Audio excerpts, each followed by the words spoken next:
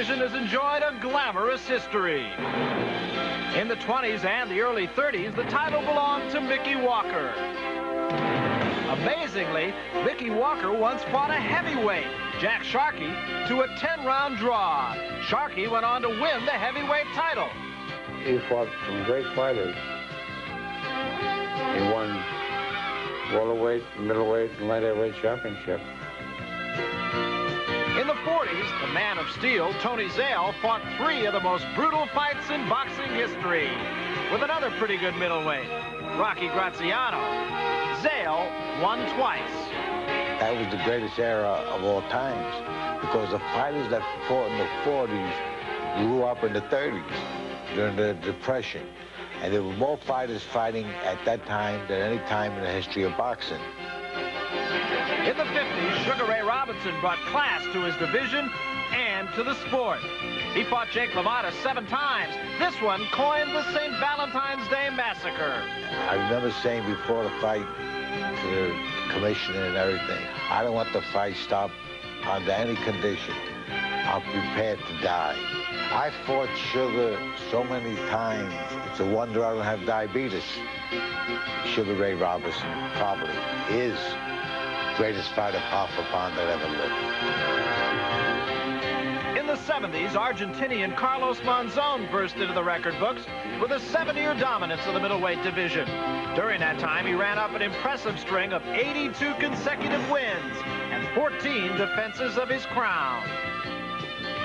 Bueno, la verdad que yo me considero uno I don't know if you could say that I am the best.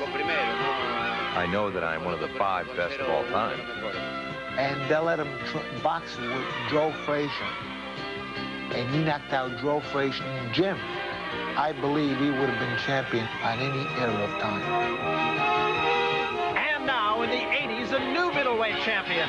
Marvelous Marvin Hagler wants to challenge them all. After a 3-year reign and 6 title defenses, he aspires to be the best ever in this division. You have just seen the greatest middleweights of all time. Tonight, you'll see the marvelous one.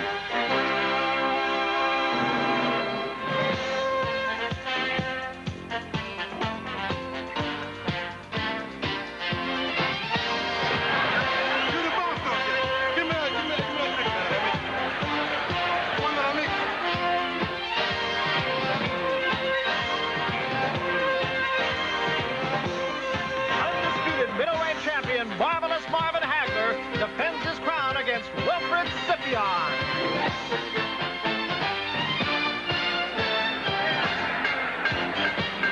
We're live in Providence, Rhode Island, as you look at the State House of the nation's smallest state. And just a few blocks away sits the Providence Civic Center, where tonight HBO Sports presents World Championship Boxing.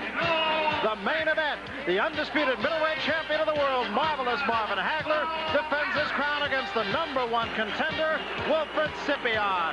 All of New England has adopted Marvelous Marvin Hagler, as evidenced by the near sellout crowd here in Providence. And his popularity worldwide seems to build with every fight. Hello, everybody. I'm Barry Tompkins. Sugar Ray Leonard, so much a part of our HBO Championship Boxing broadcast, unable to be with us tonight. He is recovering in his Maryland home from minor surgery. We wish him the very best. But playing the part of Sugar Ray Leonard tonight, our own heavyweight champion, Larry Merchant. And Larry, we have seen some of the great middleweights down the line, and of course, a conversation that we had in Worcester, Marvin Hagler's last fight. Where does he stand amongst them all? It's still too early to tell, I know, but there's always a lot of speculation. How good is Marvin Hagler? Well, I think it's a little premature to bronze him and send him to that great Hall of Fame in the sky just yet. I think it's enough to say he's an outstanding fighter. He's destroyed his division. He's by far and away the best middleweight around. He may be the best middleweight champion since Monzon. Pound for pound, he may be the best fighter around today.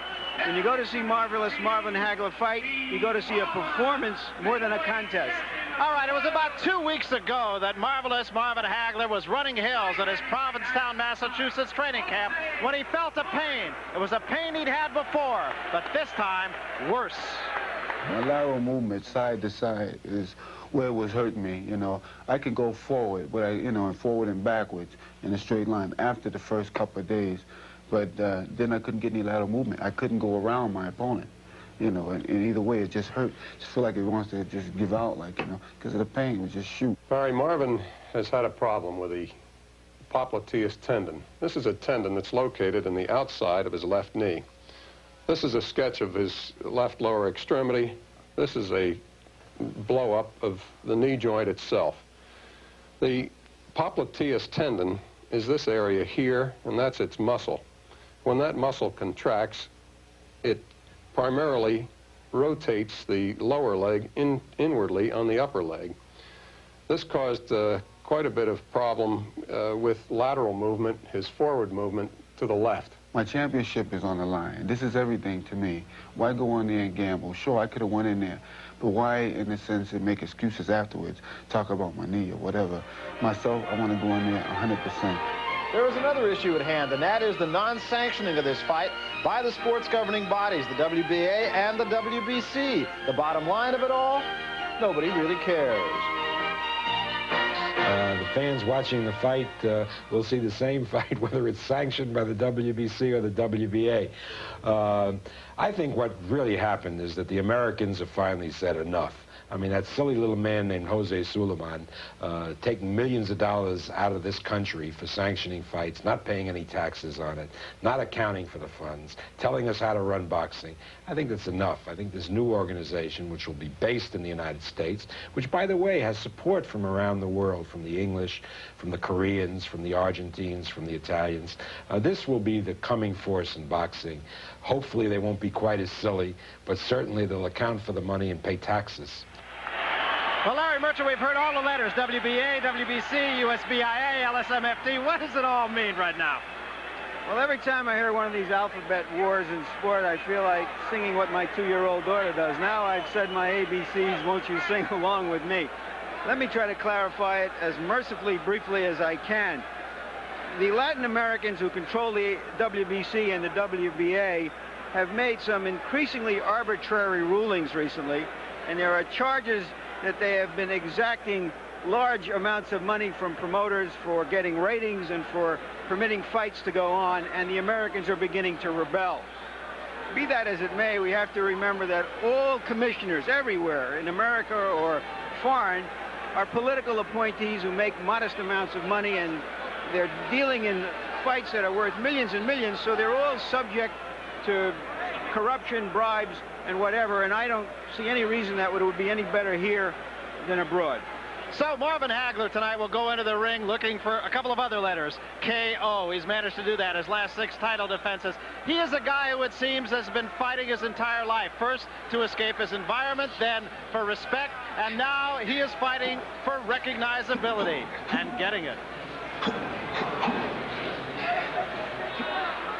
Of an American slum. Its eerie tranquility of today is a sharp contrast to the riots of 16 years ago. For 5 long days, Newark was a tragic battleground. The streets were a playground for looters and snipers, and families survived by becoming prisoners in their own homes. Among the survivors of that siege was a 13-year-old boy. His name was Marvin Hagler. It was scary, like the end of the world. And you used to hear the neighbors downstairs, neighbors upstairs, all come over and they all talk about what had happened last night. Somebody got killed over there, or they robbed some furniture store across the street. A few people guided Marvin through those difficult times. One of the strongest was his grandmother, Bessie. She was the type of woman that really pushed me, I guess, to try to become somebody. You know, if we needed money on Saturdays or something like that, I would go over, either scrub the floors for her, or either take the trash out, just so that she'd give me some movie money or something like that, you know, so I wouldn't have to be out in the street trying to get it any other kind of way, you know. When he go with me, well, he's out of trouble, then I talk to him and tell him about the trouble you could get in following bad boys. So he wasn't no trouble to me. He was all right. He minded me, and still do. Another guiding force in marvelous Marvin Hagler's childhood was revealed in a recent cover story in Sports Illustrated. At the time, Marvin was a loner in desperate need of some direction. Hagler was reaching out when Mr. Joe reached in. I haven't seen him since I was a kid, and I've been trying to find the guy for a long time. I do believe that one day he'll show up. We found Mr. Joe outside Newark. In the 60s, he organized sports programs for ghetto kids like Marvin. When he first came down, he was pounding at the door, and I opened the door, and there Marvin was with a blue T-shirt and slacks on, and a sheepish grin on his face. Now, Marvin had the fortitude. He's something about the kid. I mean, he didn't want to be here. He wanted out. He wanted out so bad he could taste it. And I believe in the beginning, my drive and determination all came from New Jersey. I take my kids back there and I show them, even my daughter goes, gee, Daddy, how could you live in a place like this, you know? But at the time when you're young, you don't know a better place. You know, nobody could do it for him. Just like nobody can do anything for any of these other kids unless they do it themselves. All I was there for Marvin, somebody to talk to, somebody to come around when we want a problem, a special problem, and that's it. You got to be somebody there to listen to. A lot of these kids want you to listen to them. Who's listening? Nobody listens. Obviously, Mr. Joe's words had a meaning for Marvin Hagler. He has donated boxing equipment to a Newark athletic program. And if he can give a kid a purpose and keep him off the streets, then his gift has done its job. His message to the youth of America is simple and without racial boundaries. I am from the ghetto down in Newark, New Jersey.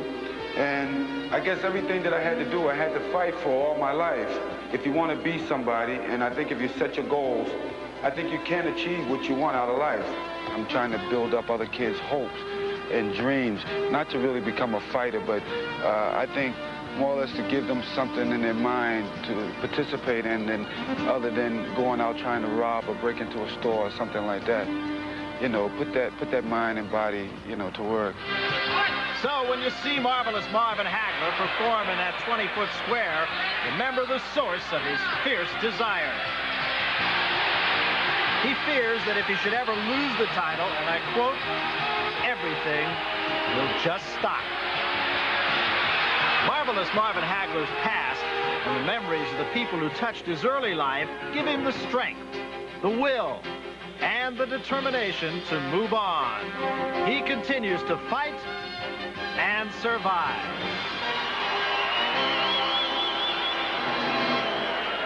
So coming up next here on HBO, the 7th title defense of the champion, Marvelous Marvin Hagler, as he takes on the #1 contender, Wilford Scypion. Larry Merchant, we talked about the fact this fight has really been there's been all kinds of controversy. First, there was the initial controversy, WBC, WBA. The cause of it really, perhaps, might have been the distance of the fight. Some said we need to go 12 rounds. Some said we need to go 15. Marvin Hagler's camp held out for 15. As a result, both bodies are not sanctioning this fight. What does it really all mean? Well, I think Hagler feels that because he worked so hard, that it's an advantage for him for a 15-round fight. The bizarre thing about that is the only time he's gone past 12 rounds against Vito Antuofermo in the first fight was the poorest fight he's ever had. It was a draw. In fact, however, that's turned out to be a benefit because every opponent that comes in looks at that Antuofermo fight as a beacon of hope, that if they can put the pressure on him the way Antuofermo did, perhaps they can back him up and in that way defeat him. So the question, of course, is what about his opponent? What about Wilford Scypion? He's been referred to as a 160-pound enigma. Sometimes he's very, very good. Sometimes, like the girl with the curl, he's horrid. A tattoo with the letter P inside a heart reads, "I love Pop," to Wilford Scypion. To his family of 15 in Port Arthur, Texas, it's Wilford's nickname, Poppy. Pop was an old man who Wilford loved and cared for when he was a child growing up in the projects. It was that environment that left Wilford no choice but to fight. I always wanted to box since he was a little boy. He says, well, Daddy, I'm going to be a fighter. I said, but that's what you want to do, son. I said, remember, I said, you got to be a good one. If you, whatever you want to get into, be a good one. So he says, I know that. And he started from there.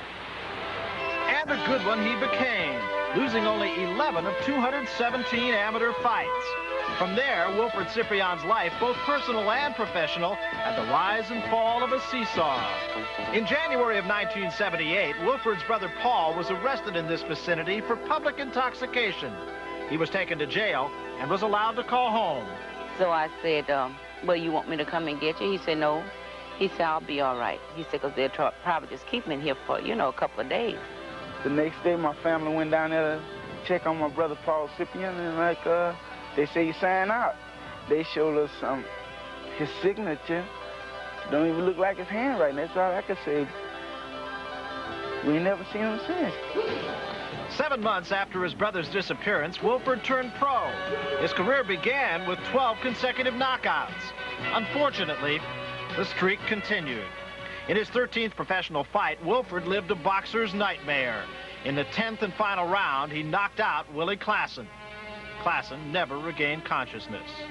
Wilford's life and career were crumbling before his eyes. He contemplated quitting, but instead, he vowed to win the middleweight title in the memory of Willie Klassen. 4 fights later versus Mustafa Hamsho, the downfall continued. With only seconds remaining, Wilford fell through the ropes and was counted out. Claiming that he was pushed out of the ring and held down by Hamsho's handlers, he returned to his locker room. Officials later decided to continue the fight, but Wilford refused to re-enter the ring and was disqualified. In his next 6 fights, Wilford's only loss was to the #1 contender, Dwight Davison. But it was versus James Green that he hit rock bottom. Wilford lost a close decision, and his reaction was so vociferous that he received a 2-month suspension from the New Jersey Athletic Commission. Wilford Scipion's reputation as a world-class boxer was in serious question. After the James Green fight, I made up my mind to go up. I done went down. I went down further I could go. It's time for me to reach the top, not to be the #1, not to be #2, to be the world champion. You know, that's my dream, that's my prayer, that's my hope. In his next fight, the old Wilford Scypion had returned with a unanimous decision over Mark Frazee. Wilford once again had begun his ascent to the middleweight championship. In January of 1983, a fight agreement was signed between Frank Fletcher and Marvelous Marvin Hagler. Yet Marvin still had to face Tony Simpson, while on February 13th, Fletcher would fight Wilford Scypion. In perhaps the finest 12 rounds of his boxing career, Wilford won much more than a unanimous decision. He earned the opportunity for the championship of the world, the opportunity to honor a man who had died in the ring, and the opportunity to investigate the fate of his missing brother. His life has been one of high hopes and deep depressions. Hopefully, the roller coaster ride is over. And you look at Wilford Scypion, who has come into the ring here. He does so with a record of 26 wins, 3 defeats. He has 20 knockouts. But as he mentioned, he has been something of an enigma. Here's a look at his record, as we just mentioned, 26-3 with 20 knockouts. He's 24 years old, came in here right at 160 pounds. In fact, Larry, both fighters coming in right at 160 pounds, rather unusual. Yes, it was. Scypion has a reputation of being an up-and-down fighter. I would say the conventional wisdom is he would have to be very, very up to avoid going down in this fight. He looks very loose right now. Of course, that's always easy before the champion comes into the ring. And here is Marvin Hagler with Goody and Pat Petronelli on either side of him coming into the ring. Marvin is all business when it comes to the day of the fight, and he has been just that all day today. Won't even so much as answer the door of his hotel room for even these people closest to him, and that includes Goody Petronelli and Pat Petronelli, who have been with him for about 14 years. Marvin Hagler, 29 years old. That may be something of a surprise to HBO viewers who first saw Marvin Hagler as a 30-year-old. They actually had discovered a mistake on his birth certificate, and he is younger than he first thought he was. So he comes into the ring now, and we'll see some of the pre-fight games. Hagler comes in 56-2-2, and listen to this crowd.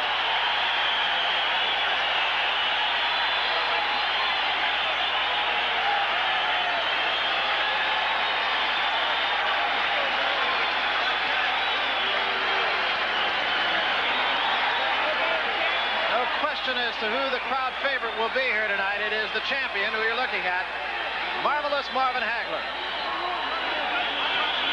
He's become a great hero all throughout New England. We've seen him fight in Boston and Worcester. Now here in Providence, he'll be fighting in his hometown of Brockton. And he's conquered everyone here in New England as well as everyone in the ring. Interestingly, Wilford Scypion has said that, and I quote, "I always fight my best on someone else's turf." Well, tonight, to be sure, he is on someone else's turf.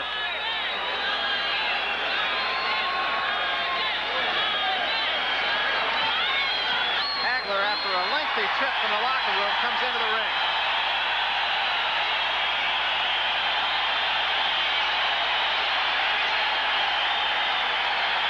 There is the record of Marvin Hagler, 56-2 and 247 knockouts.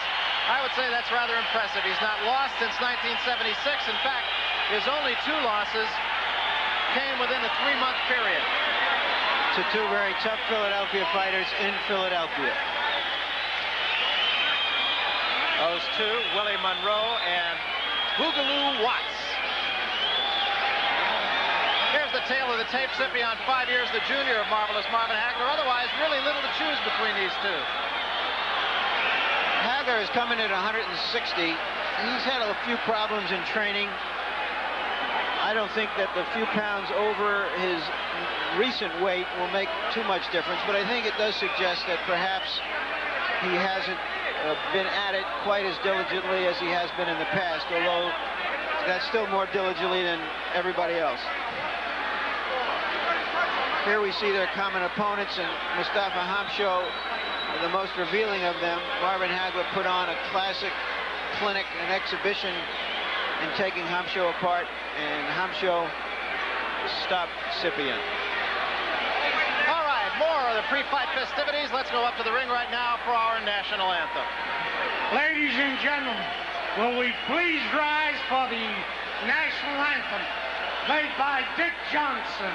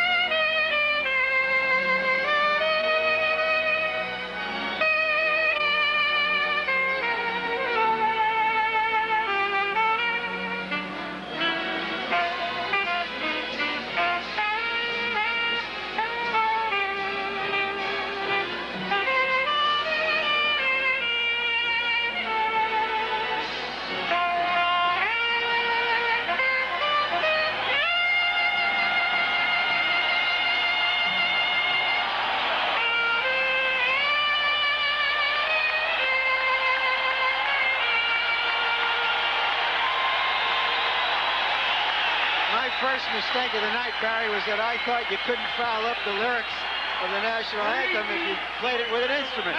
Kind of makes you want to move to Toronto, doesn't it? Welcome to the feature attraction of the evening here at the Civic Auditorium in Providence, Rhode Island. 15 rounds for the undisputed middleweight championship of the world, sanctioned by the United States Boxing Association International. Robert W. Lee, President, and Bill Brennan, Supervisor. Promoters, Top Rank, Bob Arum, Andreoli Production, and Rick Valenti. Tonight's boxing is under the supervision of the Rhode Island Racing and Athletic Commission. Officials working this evening are judges Larry Hazard, New Jersey, Joe Cortez, New York, and Stuart Kirschenbaum, Michigan. Referee Frank Cupertino, Pennsylvania. Timekeeper Bob Letty, and counting for the knockdowns, Kevin Massey. Attendant physician at the ringside, Dr. Patrick Brannon and Dr. Renee Hardiman.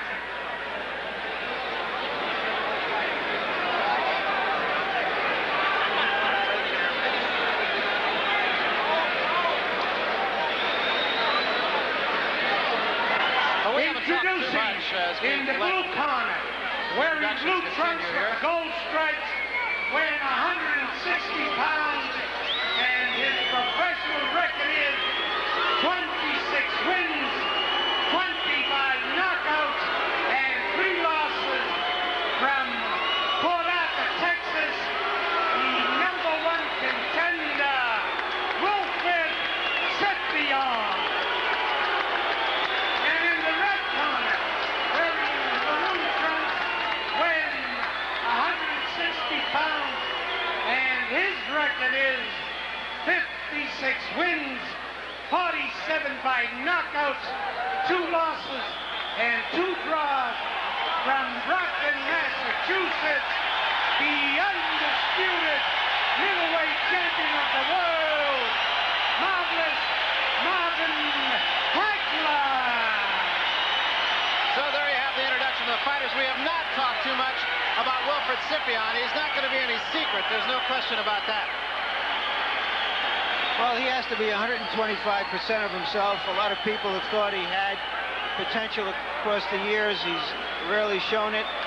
This is an opportunity for the title, the biggest fight of his life. He's got 7 brothers, 5 sisters, and his parents here from Port Arthur.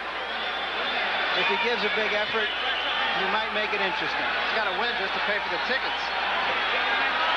One thing that Sugar Ray Leonard always points out, and that is how much a fighter has warmed up before he came into the ring. Marvin Hagler is very warm, has broken his sweat. Wilford Scypion, on the other hand, is not.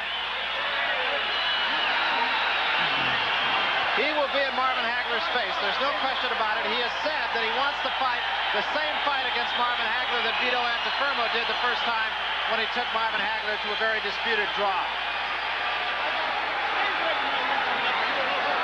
He is the underdog both by the odds makers and by the crowd here. Now we get to the meaningful initials, Barry, F-I-T-E, fight.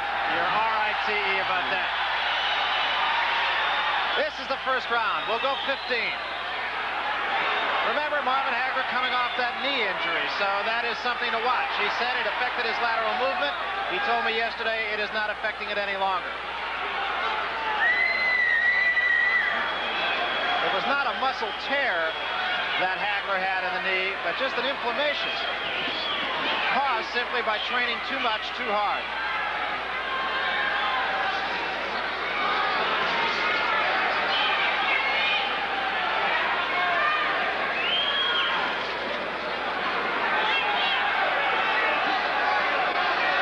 Scypion has never been cut. Conversely, neither had Tony Simpson. Combination by Scypion. Get out yourself, folks. Come on. There's a right hand by Hagler, top of the head, no damage.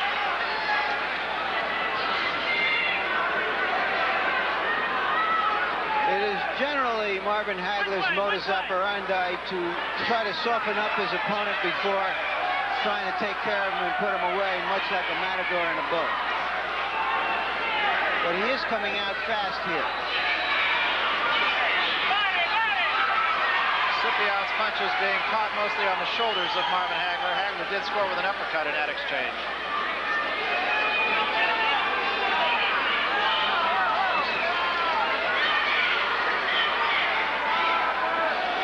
Said when he did have problems with his knee, it forced him to take a sluggish stance. Now, he has not had to really go laterally against Scypion because Scypion has not really come directly at him as he had said he would.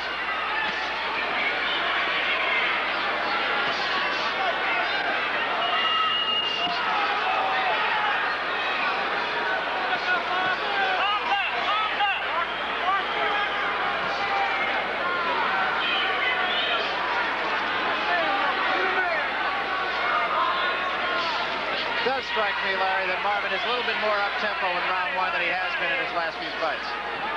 He is, and I think it's anticipating that Hampshire does want to pressure him. Excuse me, that Scypion wants to pressure him as Hampshire did earlier, and of course Vito Antuofermo. And there go the legs of Scypion in round 1. Hagler is right on top of him, measuring his man. It was a right hand that set him up. Hagler thought he hit him that hard. There's another good right hand that goes up on the head of Scypion.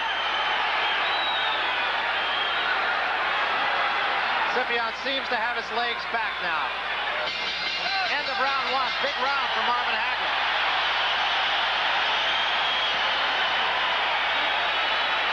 Did you get hurt with that? Let's listen in Scypion's corner. Hey, standing back waiting on him. Standing back waiting on him. You can't stand back and wait on this guy. Sip, hey, you can't fight inside. Where's the mouthpiece, Mike? You cannot fight inside. You got a cat? Let's take a look and see how he got in trouble.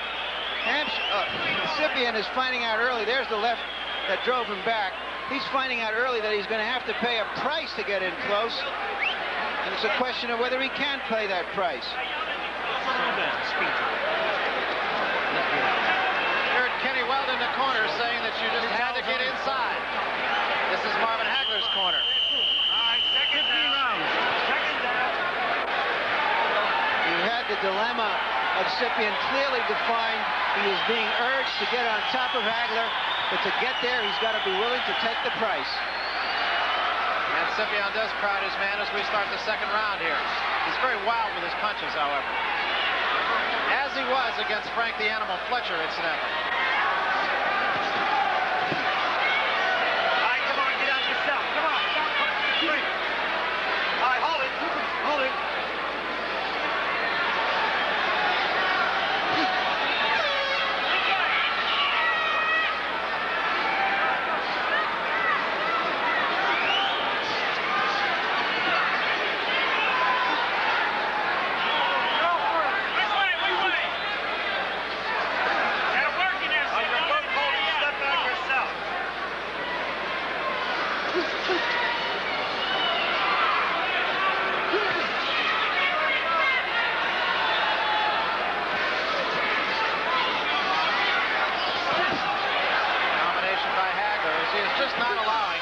Wilford Scypion to fight his fight.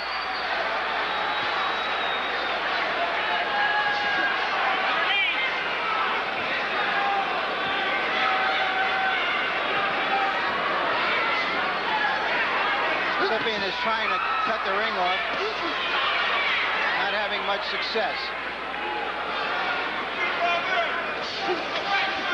Combinations by Hagler hurt Scypion once more.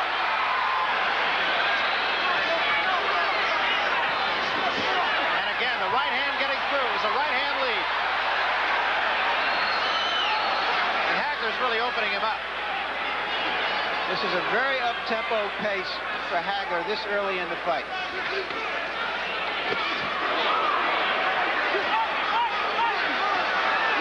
Counter-punching right hand by Hagler. And a combination by Hagler. All right, stop punching. You're both holding.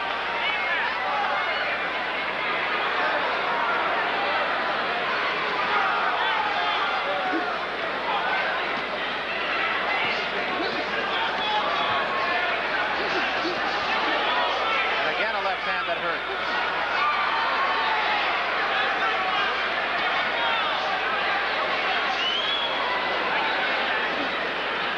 Bring it back high.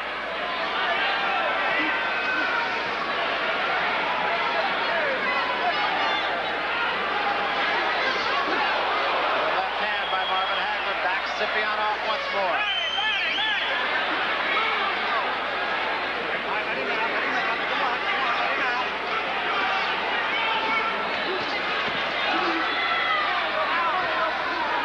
Scypion trying to stay on top of Hagler, but paying a price. End of the second round.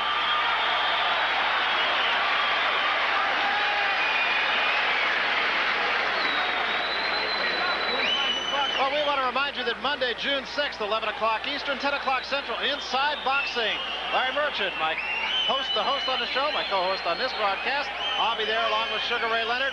It's HBO Sports News Series, and it'll take you behind the scenes of the boxing world. We'll have ringside updates, visits to the training camps, some newsmaker interviews, all the latest news that's Inside Boxing, and it starts Monday, June 6th. Stay your own distance. You get them guessing right now. That's Goody Petronelli with Marvin Hagler. You're reading them beautiful. Keep them on your side.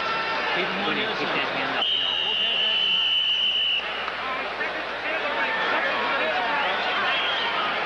Well, of course, that is a team that's been together for 14 years.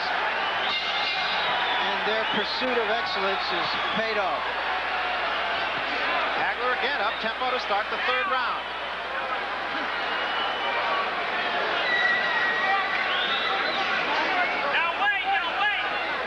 You heard Goody Petronelli say, you got him guessing. Don't throw one at a time. Come on.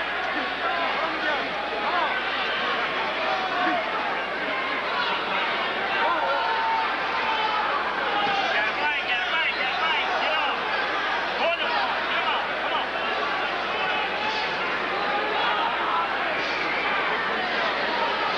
Scypion holding his guard very high. Hagler trying to bring it down. Shots to the body.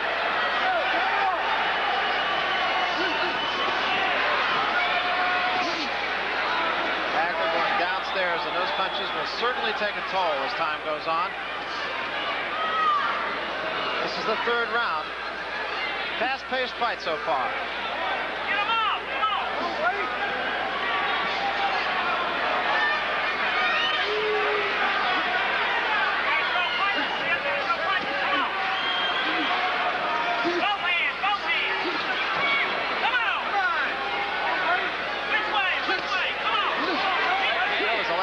Scypion that did get in, but did no damage, and takes two right hands from Hagler and another right.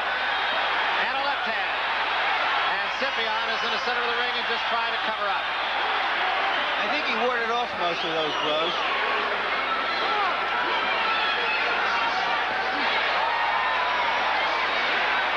Hagler peppering him with combinations.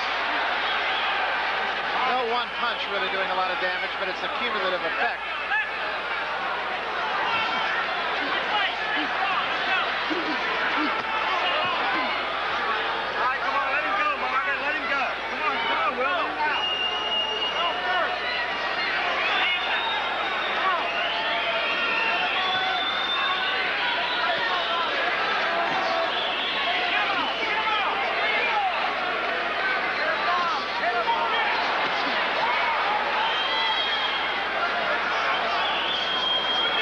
Knees showing absolutely no effect on his lateral movement. Keep punching now. Keep punching. Let's go. Beautiful uppercut. He's beginning to time Scypion very well and finding it hard to miss right now. I think your analogy to his being a matador is really the perfect one. He really is something to watch. But he's an aggressive matador. And that's what separates him from the ordinary boxer.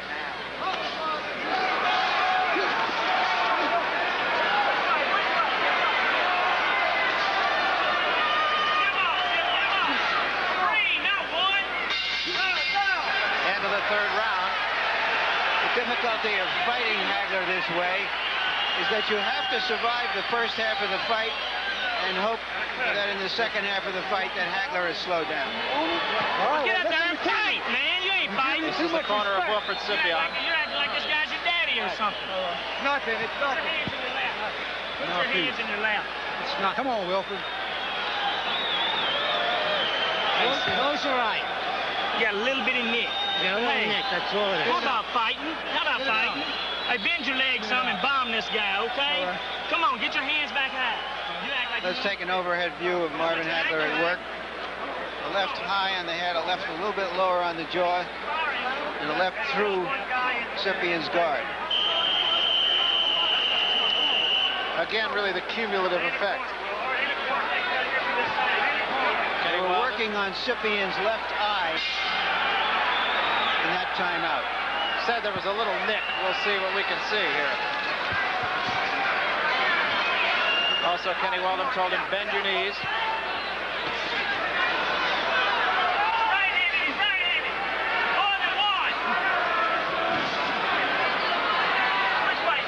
Marvin Hagler getting $1.25 million for this night's work.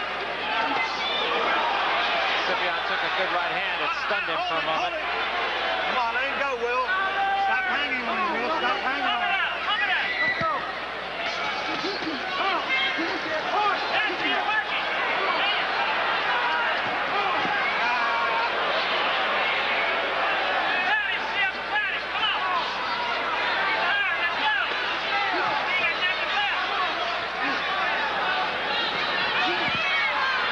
Okay, both just stop Scypion cannot stay with Hagler in the short run. He's hoping to hang around for a long distance run and perhaps catch him in the last third of the fight. Scypion has gone 12 rounds on one other occasion. Never gone 15. There's a right hand by Scypion that did get in on the nose of Marvin Hagler. Hagler circling Scypion and trying to keep him outside of him.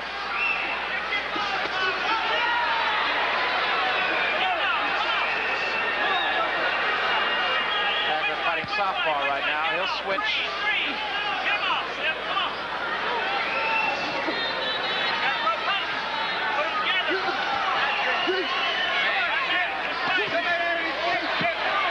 There's a right hand by Scypion. Backs Hagler up. Stop punching. You're both tied. Scypion is being persistent. Watch that head. Both of you now.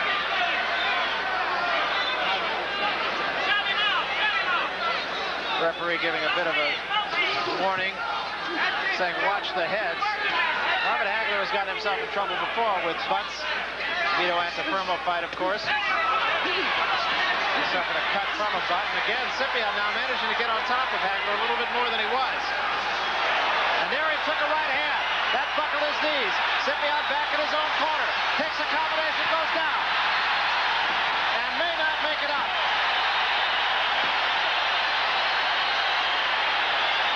This man has never been knocked out. And it's over. It is all over. So Marvin Hagler has knocked out Wilford Scypion in the 4th round and was very impressive in doing so.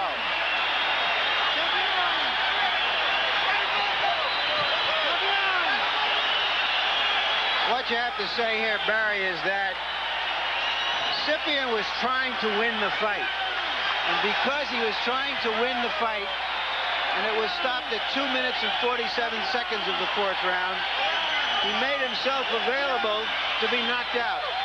And for the first time, it was a combination. Again, it wasn't any one punch that did the damage, but a combination from Marvin Hagler, who again has given every indication that he must be ranked amongst the top middleweights of all time. You see, Hagler is now holding aloft his various belts, but let's take a look and see just how it came.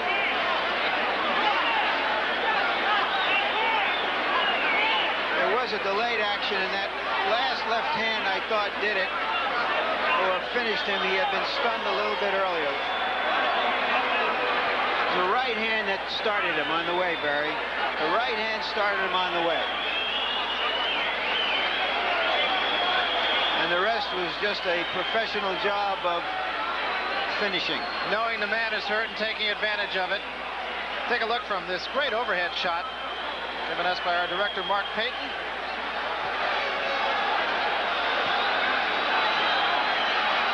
Marvin has 2 belts, WBC belt, WBA belt. Now he's going to get United States Boxing Association International ring, diamond ring.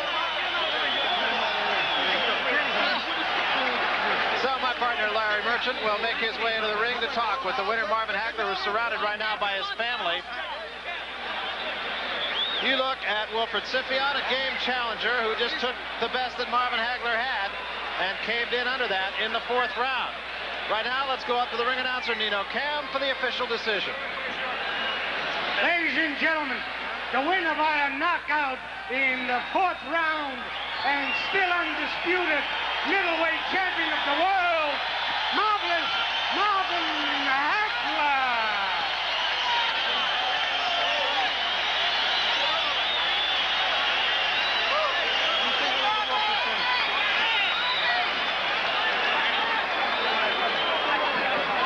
So the chaos in the ring, 2 minutes 47 seconds of the 4th round.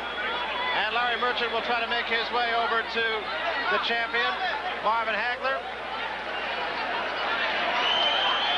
And here's Marvin Hagler absolutely bedecked in championship belts.